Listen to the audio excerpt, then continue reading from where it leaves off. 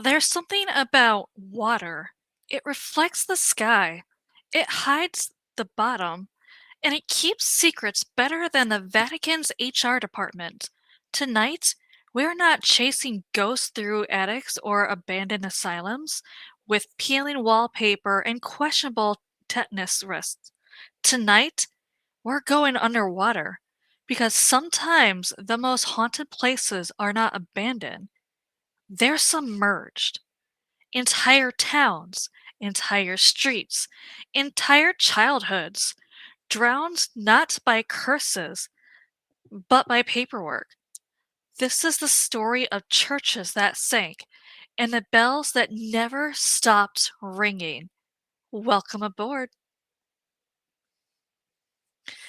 The Reschensee Bell Tower in northern Italy, the Alps, snow like powdered bone, air thin enough to make you honest. In the middle of Lake Resia, there stands a 14th century bell tower. Just the tower, nothing else. It rises from the water like a finger accusing God. In 1950, the villages of Guan and Reschgen were deliberately flooded to create a hydroelectric reservoir. Homes, farms, cemeteries, all erased. Progress arrived in a suit and tie and said, "You have 6 months." The bells were removed before the flooding. Remember that. The bells were removed. And yet, locals say that on cold winter nights, when the lake freezes and the air holds its breath, you can hear them ringing. Not loudly, not dramatically, just enough to make you question your sanity. Now, skeptics say it's wind moving through the hollow tower, or ice shifting against stone, but wind does not ring in rhythm, and ice does not keep time. Here's the part that always gets me. When the lake was first filling, villagers reportedly stood on higher ground and watched their homes disappear beneath the surface. You want to talk about ghosts? Try watching your kitchen window drown. Hydroelectric power? Because nothing says renewable energy like permanent displacing 1,600 people. But here's the poetic cruelty. Water preserves. Under that lake, foundations still exist. Door frames, staircases, maybe even a forgotten shoe. A whole village paused mid-sentence. If ghosts are emotional imprints, imagine the pressure trapped down there. Not spirits, memory. And memory under pressure becomes something else. We think hauntings need violence, but sometimes the haunting is paperwork stamped approved. What happens when the land itself is displaced? Where do the dead go when their graves are flooded? Do they float, or do they settle deeper? Old Val Verde Church. In California, land of sunshine, influencers, and drought cycles, dramatic enough to deserve their own soap opera. Val Verde was once a thriving community. When reservoirs expanded, parts of the area were overtaken, and sometimes when water levels drop during drought, ruins emerge. Church foundations, walls, the skeletal geometry of belief. There's something unsettling about seeing a building reappear. It feels like it's coming back for something. During severe droughts across the United States, multiple submerged towns have resurfaced temporarily. It creates a bizarre phenomenon. You can walk through yesterday, and then it disappears again. It's like the land is inhaling and exhaling history. Drought is nature's way of saying, remember what you buried? Some locals report feelings of unease when the ruins are exposed, not sightings, not full body apparitions. Just the sense that you're trespassing or something paused, not ended. Imagine attending church in a building that knows it will drown. What sermons would you preach? Repent now, the lake is coming. Submerged spaces trigger something primal. Humans are not designed to navigate places that used to be dry. Water distorts scale, it blurs edges, it turns familiar geometry into alien architecture. When you see a bell tower sticking out of a lake, your brain glitches because that object belongs to gravity, not buoyancy. There's an evolutionary discomfort there. We fear deep water for a reason. You cannot see what's beneath. And when what's beneath used to be a town, your imagination clocks in for overtime. Kuzuryu Kuzuryu Dam. Post-war Japan rebuilt at an astonishingly speed. Dams were constructed across rural regions for hydroelectric power and flood control. Entire communities relocated. Shrines dismantled. Cemeteries moved. Or sometimes not fully. In Fukai Prefecture, villages were submerged beneath what is now Kuzur- Kuzuryu Lake. Japan holds a complex relationship with water. It purifies, it destroys, it remembers. In Shinto belief, spirits inhabit natural spaces, mountains, rivers, trees. So, what happens when sacred space is deliberately drowned? Is the spirit relocated or irritated? There are quiet stories from older residents about hearing festival music across the lake at night, about lights flickering where no structures remain. Now, these verified paranormal events? No. But folklore doesn't require verification, it requires repetition, and repetition builds reality. Modernization is just exorcism with better funding. Japan also has the concept of onryo, vengeful spirits born from injustice.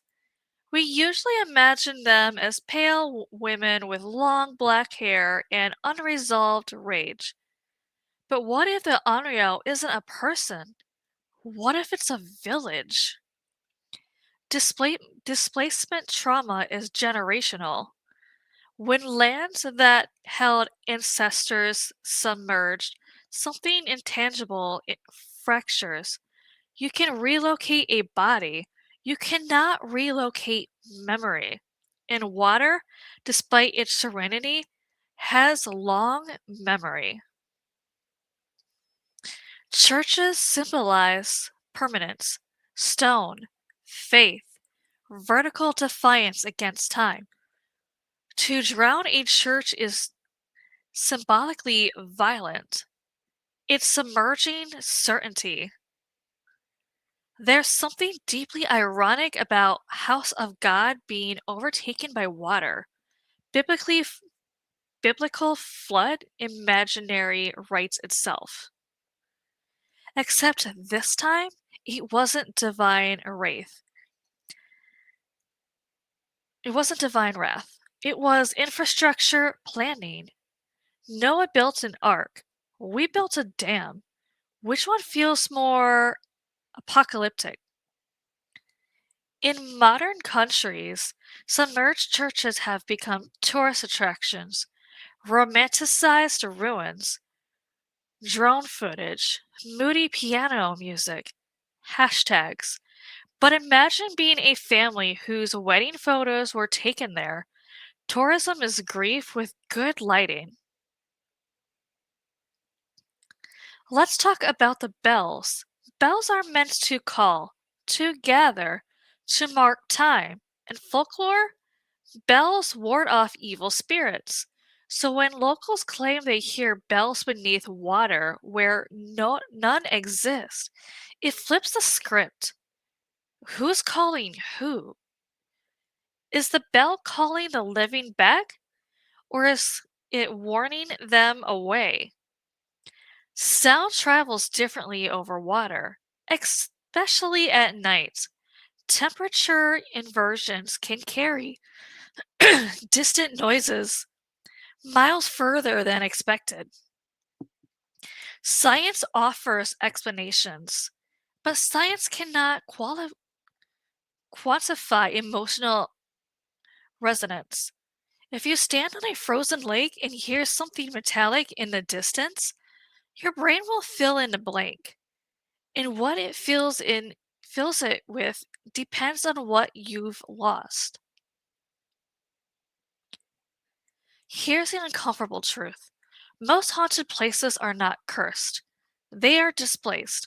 Submerged towns are moments to a simple reality.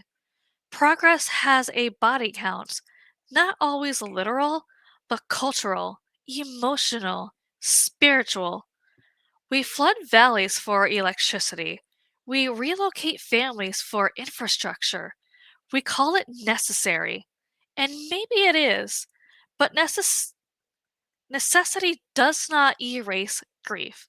So when you see a bell tower rising from a lake in Italy, or foundations reappearing in California drought, or quiet reservoirs in Japan that hold more than fish, consider this.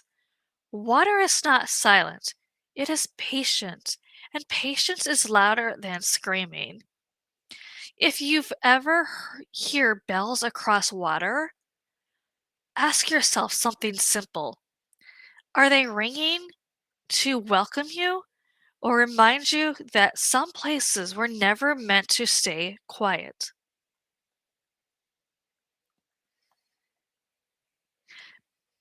Lago di Vaglia. Beneath this artificial lake lies the medieval village uh, Faberge di Carrageen. Here's a twist. Every decade or so, the lake is drained for maintenance, and a village returns. Stone houses, streets, foundations. Locals walk through it like visiting a relative who refuses to die. Last drained in 1994, with rumors of future drainings teased like a Gothic themed park event. Imagine your hometown on a maintenance schedule. It is not haunted in traditional sense, it's haunted by anticipation. Curon Venosta, near the famous bell tower of Reschensee, sits the actual drowned town itself. Most tourists photograph the tower. Few ask about the 163 homes, 3 hotels, and farms that went under. Families protested, lawsuits were filed. The dam won. Progress does not negotiate with nostalgia. Sant Romà de Sau, a 11th century church that resurfaces during droughts. When water levels drop, the entire Romanesque church stands exposed like it's been holding its breath for decades. Locals say when the church fully emerges, bad weather follows. Nature does love dramatic timing. American America flooded more than 1,000 towns during the 20th century. Dam, rec- Dam constructions. We do not talk about that enough. St. Thomas, Nevada, submerged in the 1930s after the construction of the Hoover Dam. During the extreme drought in recent years, St. Thomas has fully re-emerged. Visitors walk among foundations and rusted relics. Imagine building a town, watching it drown. Then decades later, tourists take selfies in your former living room. Nothing says climate anxiety like your ghost tower making a comeback tour. The original town of Butler was flooded to create Watauga Lake in the 1940s. When the lake drops, the church's steeple occasionally reappears. Churches seems to be the last to leave. Faith floats. Or maybe it refuses. Derwent Village, flooded in the 1940s. When water levels drop, roads and foundations appear again. Eerie detail, RAF pilots practiced low-level bombing runs over the dam during World War II. A drowned village helped train for war. Water remembers everything, even rehearsal de- destruction. In China, Xicheng, known as Lion City, flooded in 1959 during the construction of the Jin'an River Dam. Unlike other drowned towns, Xichen is remarkably preserved underwater. Carvings, archways, entire city layouts intact. Divers describe it as walking through a preserved dynasty beneath green light. This one doesn't reemerge, it waits, patient, ornate, entirely intact.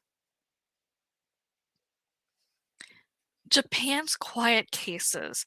Beyond Kuzuryu Dam, many smaller villages were submerged during a rapid modernization in the Showa era.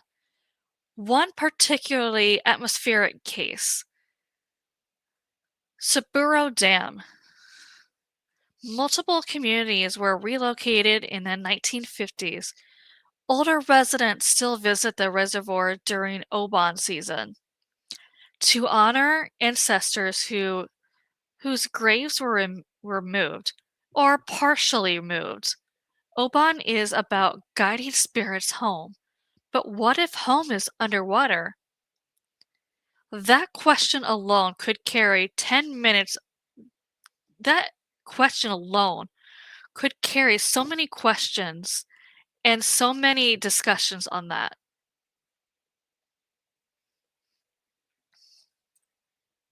So here's the pattern: dams built in the name of progress, communities displaced, cemeteries relocated, churches submerged, occasional resurfacing during drought, and every resurfacing reopens something, not a portal, a wound. Some hauntings don't scream, they evaporate slowly.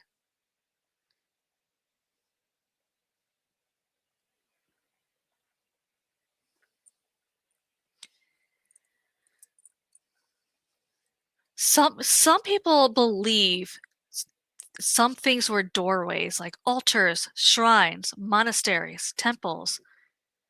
Places built to reach upward, force downward. Let's map out the drowned holy places of the world. Abbey of Saint Clemente a Casoria.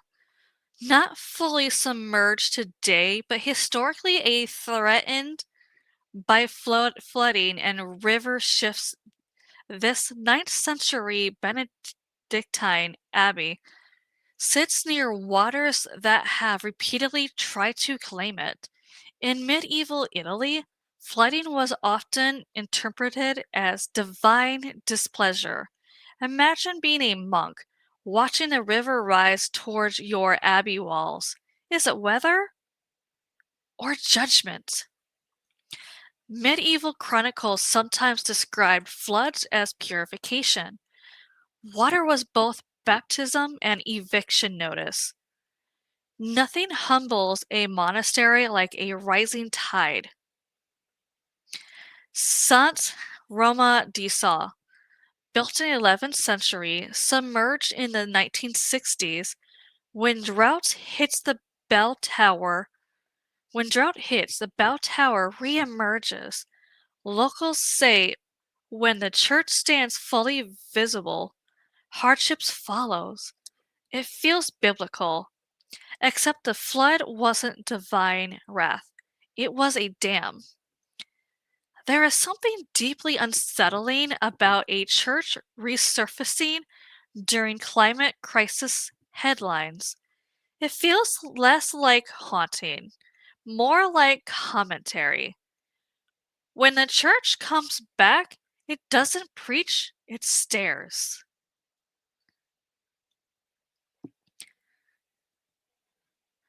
Kuzuryu Dam. When dams were constructed across rural Japan during the Showa era, entire villages were relocated. Shrines were sometimes dismantled and moved, sometimes not fully. In Shinto belief, kami inhabit natural spaces. Rivers are not just water, they are presence. So when you flood a shrine, are you drowning architecture or negotiating with a spirit? During Oban, some families return to reservoir edges to honor ancestors. Imagine lighting incense on lake shores where your childhood temple rests below 40 meters of water. The smoke rises, the shrine does not. Modernization has a habit of relocating gods without forwarding addresses.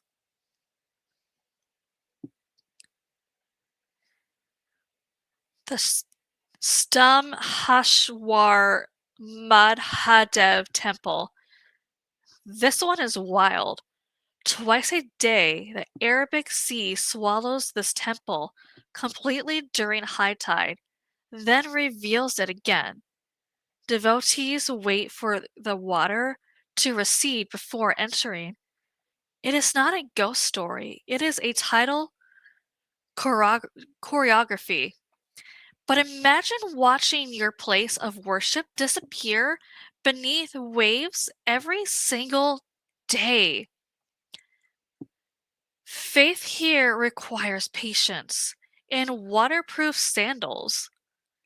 Some gods test you with silence, others test your timing. Fangdu Ghost City, part of the Fangdu area were affected by the creation of the Three Gorges Dam Reservoir. Temples and shrines were relocated to higher ground. Some carvings and sacred spaces were lost or partially submerged. Fangdu is associated with the afterlife in Chinese folklore, a city of the dead. To flood portions of a place that already linked to the underworld feels like myth writing itself.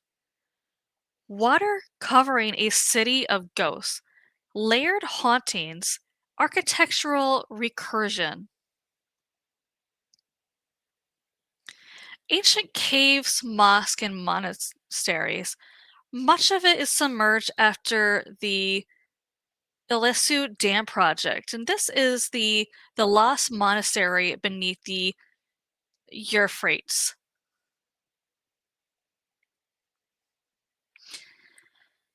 Hasanki had over 12,000 years of human history. Churches, Islamic architecture, cave sanctuaries. Some structures were moved stone by stone, others we lost to rising water. Imagine dismantling a sacred site block by block. Does a holiness transfer, or does it cling to the original earth? We saved the stones, the timeline drowned. Why do we drown holy places?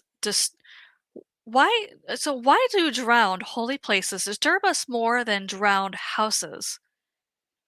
Because a house is personal, a temple is cosmic. When a church or shrine sinks, it feels like heaven itself took on water. It disrupts symbolic gravity. Sacred places are meant to anchor communities. When they are submerged, the anchor snaps, and the water does not anchor, it drifts.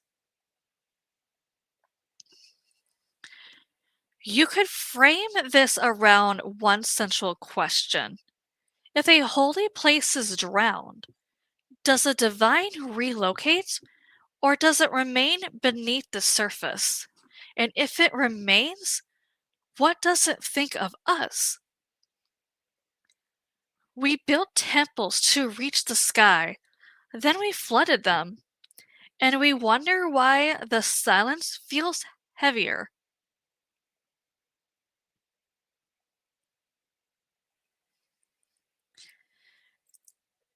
So, obscure, drowned holy places. And Japan modernized fast in the era. Dams rose like concrete mountains, and in their shadows, shrines went under quietly. Not dramatic, not cinematic, just submerged. The shrines beneath Amagazi Dam. When the dam was completed in the 1960s, sections of local settlements were relocated. Among them were small roadside Shinto shrines, the kind with fox statues fading underneath moss, the kind no guidebook ever mentions. Some were formally transferred to higher ground. Some were dismantled. Some were simply left. Older residents have spoken about seasonal water fluctuations, revealing fragments of stone lantern bases along the reservoir edge. Not full shrines, just pieces. Stone feet without the body. Even gods get downsized during the infrastructure upgrades. Akawa Dam, one of Japan's highest flooded mountain hamlets in the 1950s. Jizo statues, protectors of children and travelers, once lined village paths. Some were relocated with ceremony, others were too weathered, too small, too ordinary. Divers have occasionally reported seeing small stone figures resting in sediments near formed roadbeds. No dramatic hauntings, just Jizo standing eternal patience beneath green water. Think about that. A guardian spirit now guarding fish. The afterlife has a waiting room, it just happens to be underwater. The forgotten temple foundations of Samura Dam. Completed in the 1970s, Submerged Dam submerged parts of villages, including small Buddhist temples. Locals sometimes speak of fog gathering thickest above where the temple once stood. Is that meteorology? Yes. Is it poetic coincidence? Also, yes.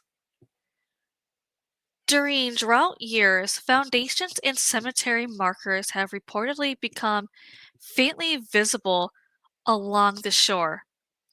Nothing dramatic, no cursed VHS tapes crawling out of the mud, just stone and absence. Obscure drowned holy places of Italy. Italy does not just drown towns, it drowns layers of centuries. When something sinks there, it's rarely one era. It's Roman beneath medieval beneath modern. History stacks like lasagna, and then someone adds water. The submerged chapel of Lago di Campostos Campo Tosto, created in the 1930s through dam construction.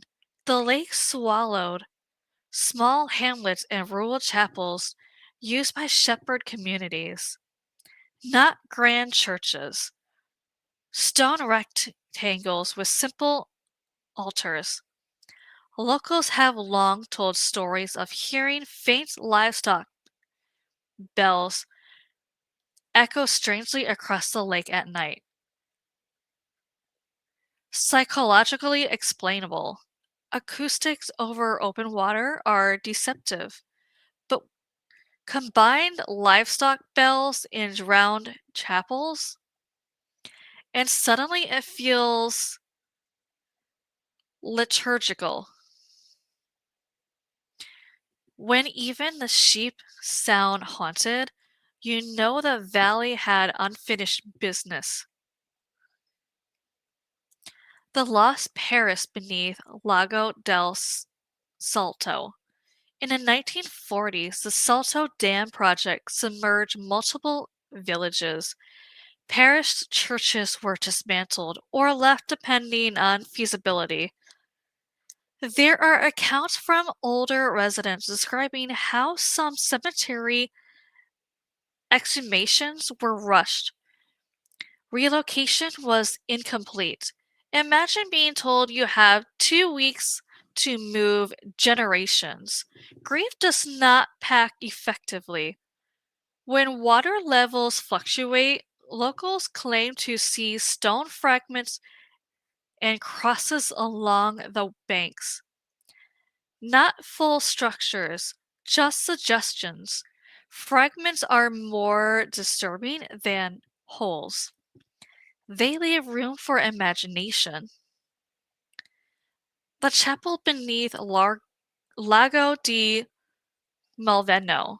Water levels in Malveno have historically been manipulated for hydroelectric purposes.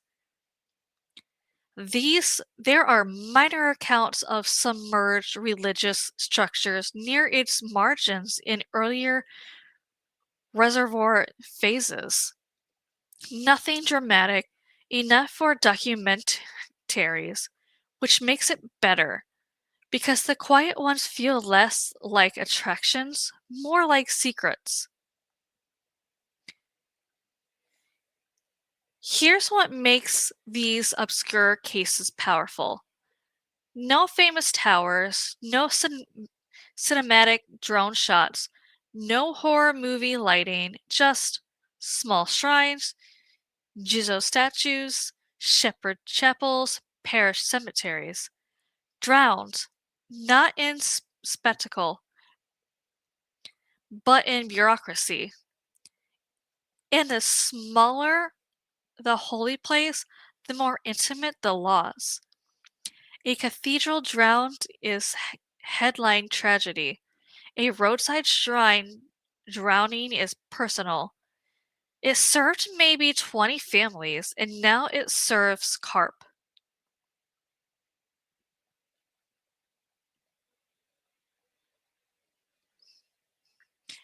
We gather tonight at the shoreline, not of an ocean, not of a river, but of memory.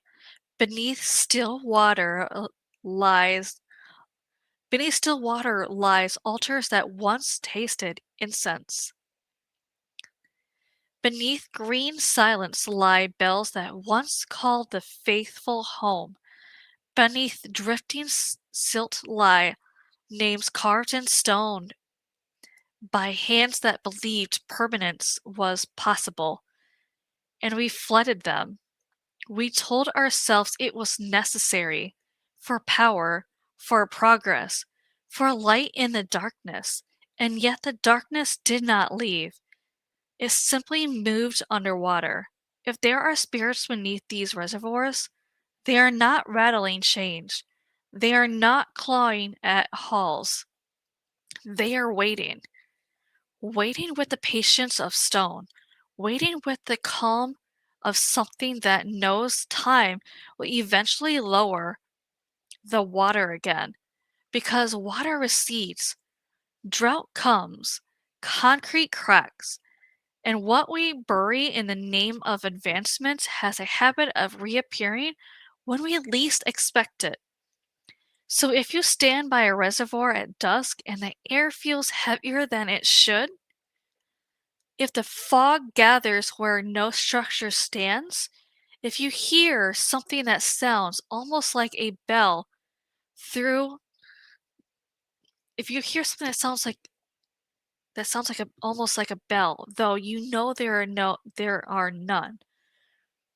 Do not ask whether it's haunted. Ask what was displaced. Ask whose prayers were interrupted mid-sentence. Ask which gods were relocated without consent. We build temples to reach heaven, then we drown them. And we still expect blessings to arrive on schedule.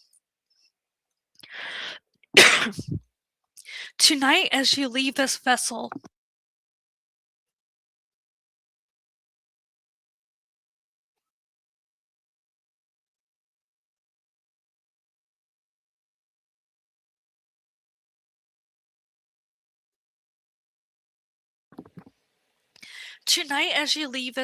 and return to your dry land and electric light, remember this. Water keeps the shape of what it covers. It presses against the steeples. It settles into doorways. It it memorizes foundations. And one day, when the level drop, it will give those shapes back to us. Not as ruins, but as reminders. Go gently across still water, because beneath it, something sacred is still standing.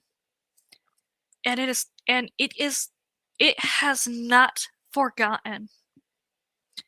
Amen.